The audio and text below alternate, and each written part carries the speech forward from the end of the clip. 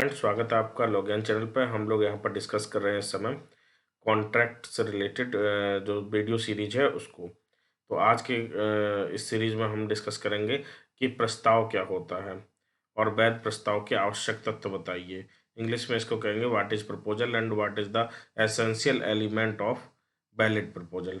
ठीक है, तो भारतीय संविधान अधिनियम 1872 की किस धारा में, आप बताइए कि किस धारा में प्रपोजल की बात की गई। तो धारा 2A में प्रपोजल की बात की गई। हिंदी में इसको 2 का लिखते हैं। आप कंफ्यूज मत होइए, आप 2A भी लिख सकते हैं, 2 का भी लिख सकते हैं। ठीक है, तो प्रस्तावना को परिभाषित किया गया है। इससे संबंधित अन्य नियम जो है वो धारा 3, 4, 5, 6, 7 में दिए गए हैं। तो सबसे पहले हमने ये बता दिया कि जो प्रपोजल पूछा गया है, तो प्रपोजल से रिलेटेड एसेंशियल जो इम्पोर्टेंट जो सेक्शंस है वो कौन कौन से हैं। तो धारा 2A में परिभाषा दी गई है और इससे इम्पोर्टेंट जो सेक्शंस जुड़े हुए हैं वो 3, 4, 5, 6, 7 हैं। ठीक है, अब आ जाइए धारा 2 के अनुसार, जब कोई व्यक्ति किसी कार्य को करने या ना करने की अपनी इच्छा किसी दूसरे व्यक्ति के समक्ष इस आशय से संज्ञापित करता है कि दूसरा व्यक्ति उस पर अपनी अनुमति दे दे, तो कहा जाता है कि व्यक्ति प्रस्तावना कर रहा है और इसी प्रस्तावना को प्रस्ताव भी कहते हैं। ठीक है, तो ये पूरी बुकिश परिभाषा है। अगर आपको याद है तो आप इस तरीके से लिख सकते हैं, और अगर याद नहीं है तो आप पॉइंट वाइज भी लिख सकते हैं, लेकिन पॉइंट तो आपको याद होना जरूरी है अगर आपको ये आंसर लिखना है। ठीक है, तो जब आपसे पूछे ही क्या है, प्रस्ताव क्या है, तो सबसे पहले आपने ये बता दिया कि प्रस्ताव क्या है।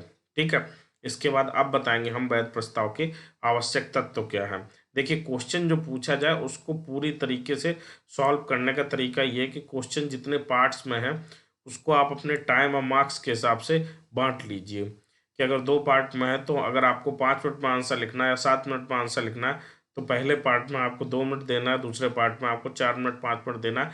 जब इस तरीके से आप डिवाइड करते हुए चलेंगे तभी आपका पेपर पूरा हो पाएगा। ठीक है, अब आइए हम लोग डिस्कस करते हैं कि वैध प्रस्ताव के आवश्यक तत्व क्या क्या है। उससे पहले हम लोग प्रस्ताव की एक बार परिभाषा को डिकोड करते हैं। जब कोई व्यक्ति, ठीक है, तो पहला आवश्यक तत्व क्या हो गया, व्यक्ति हो गया, किसी कार्य को करने या ना करने की, ठीक है, अपनी इच्छा। दूसरा आवश्यक तत्व हो गया किसी कार्य को करने या किसी कार्य को ना करने की अपनी इच्छा को, ठीक है, दूसरे व्यक्ति को। तो अब ये चीज स्पष्ट हो गई कि जो प्रस्ताव है वो 2 व्यक्तियों के मध्य होता है। वो व्यक्ति विधिक व्यक्ति भी हो सकते हैं और अविधिक व्यक्ति भी हो सकते हैं, मतलब प्राकृतिक व्यक्ति भी हो सकते हैं। अविधिक का गलत शब्द हो गया, प्राकृतिक व्यक्ति हो सकते हैं या फिर विधिक व्यक्ति हो सकते हैं।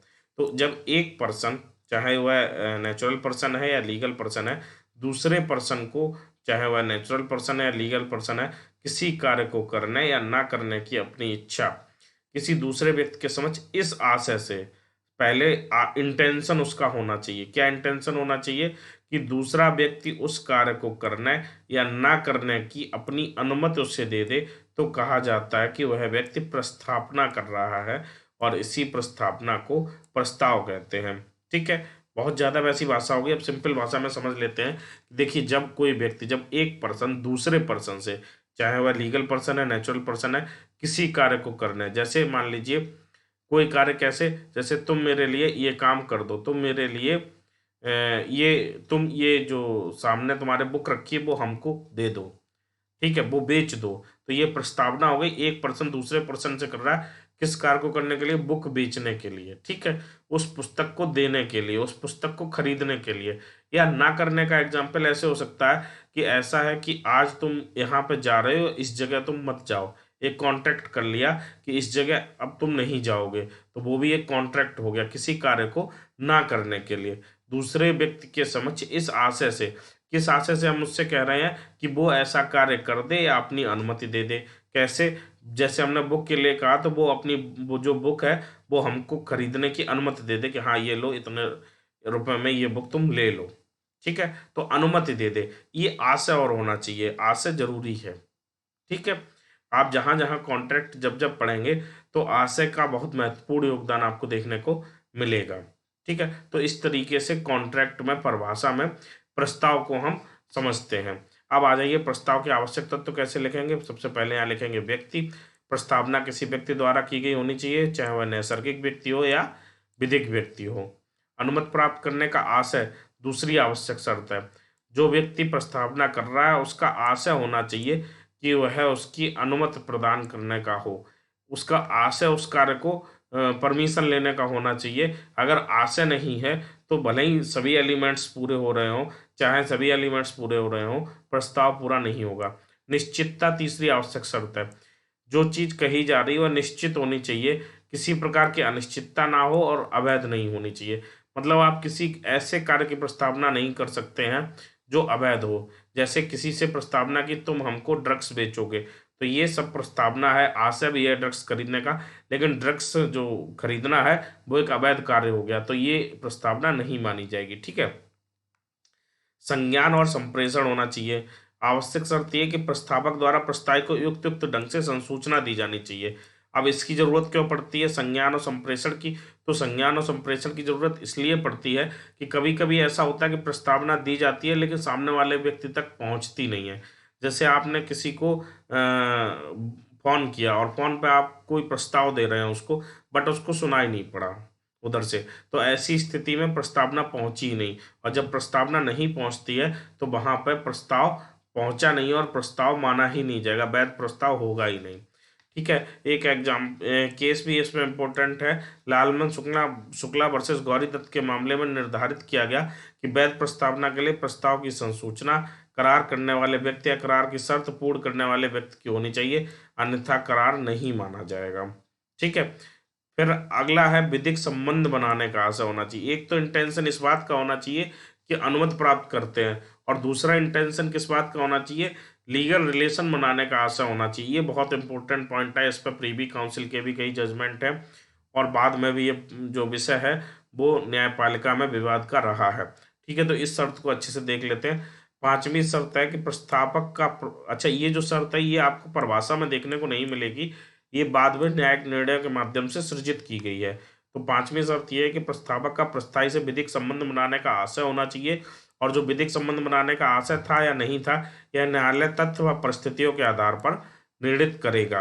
अब इसमें एक केस है वेलफेयर वर्सेस वेलफेयर। इसमें हुआ क्या था कि जो पति पत्नी थे वो दोनों इंग्लैंड छुट्टियां मनाने गए थे, और जहां इंग्लैंड छुट्टियां मनाने गए थे वहां पत्नी की तबीयत हो गई खराब। तो पति ने पत्नी से कहा कि आप यहीं रह के इलाज कराओ, हम हर महीने आपको खर्चा इलाज का है वो भेजते रहेंगे। तो पति ने कुछ महीने तो खर्चा भेजा, लेकिन कुछ महीने बाद खर्चा भेजना बंद कर दिया। तो पत्नी ने कहा कि यहाँ पे कॉन्ट्रैक्ट हुआ था हम दोनों लोगों के बीच, तो ये ब्रीच ऑफ कॉन्ट्रैक्ट है। लेकिन न्यायालय ने नहीं माना। न्यायालय ने कहा कि यहाँ पे संविदा करने का आशय नहीं था। उसने जो पति ने बात कही थी वो संविदा की आशय से नहीं कही थी, बल्कि सामान्य जैसे पति पत्नी में बातचीत होती वैसी बात थी। ठीक है। तो इसको कॉन्ट्रैक्ट नहीं माना, क्योंकि इसमें हालांकि प्रस्ताव था। प्रस्ताव क्या था कि पत्नी ने पत्नी को प्रस्ताव दिया कि आप यहीं रुकिए। ठीक है।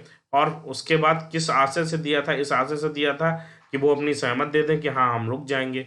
उसके बदले प्रतिफल क्या था, वह 20 पाउंड भेजने को भी तैयार था, तो प्रतिफल भी था। मतलब हर चीज कंप्लीट हो रही थी, बट विधिक संबंध स्थापित करने का कोई आशय नहीं था। ये नैसर्गिक प्रेम के उसमें दी गई थी, और इसके बारे में भी बहुत विवाद हुआ। हालांकि बाद में इस जजमेंट पर कुछ अलग निर्णय भी हैं, वो अलग चीजें आपको यहाँ पर ये आंसर में ये जजमेंट वेलफेयर वर्सेस वेलफेयर का बताना है, लालमन शुक्ला का बताना है। और अगर प्रस्ताव पे और भी क्वेश्चन आते हैं हम आगे डिस्कस करेंगे। प्रस्ताव के टाइप्स क्या होते हैं, जैसे प्रति प्रस्तावना होती है, प्रस्ताव होता है, तो ये सब चीजें हैं। एक प्रस्ताव का आमंत्रण भी होता है, वो सब चीजें अलग अलग डिस्कस करेंगे। अगर क्वेश्चन इस तरीके का आता है प्रस्ताव प्रस्ताव की आवश्यकता तो आप ये लिख सकते हैं। बाकी जो पॉइंट्स हैं वो आगे के किसी वीडियो में हम लोग डिस्कस करेंगे। Thank you. अगर आपने अभी तक चैनल को सब्सक्राइब नहीं किया तो चैनल को सब्सक्राइब जरूर कर लीजिए, ताकि आपको इसी तरीके के वीडियो देखने को मिलते रहें। फिर मिलेंगे अगले वीडियो लेक्चर में।